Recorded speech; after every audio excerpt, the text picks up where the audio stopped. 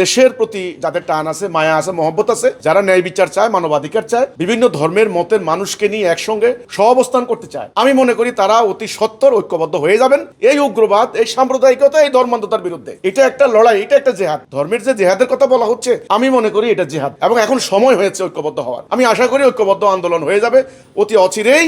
এই উগ্রবাদীরা সমাজ থেকে বিচ্ছিন্ন হবে, সাধারণ শান্তিপ্রিয় জনতা থেকে তারা সম্পূর্ণরূপে আইসোলেটেড হয়ে যাবে। এটা শুধু সময়ের ব্যাপার।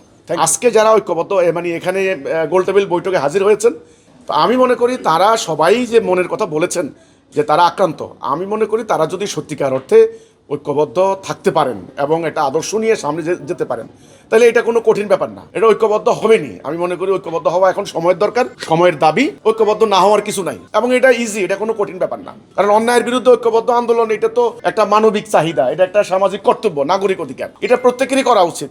প্রত্যেক আইন মান্যকারী জনগণ এবং প্রত্যেকের ধর্মপ্রাণ, দেশের প্রতি যাদের টান আছে, মায়া আছে, মহব্বত আছে, যারা ন্যায় বিচার চায়, মানবাধিকার চায়, বিভিন্ন ধর্মের মতের মানুষকে নিয়ে একসঙ্গে সহাবস্থান করতে চায়, আমি মনে করি তারা অতি সত্বর ঐক্যবদ্ধ হয়ে যাবেন এই উগ্রবাদ, এই সাম্প্রদায়িকতা, এই ধর্মান্ধতার বিরুদ্ধে। এটা একটা লড়াই, এটা একটা জেহাদ। ধর্মের যে জেহাদের কথা বলা হচ্ছে, আমি মনে করি এটা জেহাদ, এবং এখন সময় হয়েছে ঐক্যবদ্ধ হওয়ার। আমি আশা করি ঐক্যবদ্ধ আন্দোলন হয়ে যাবে অতি অচিরেই।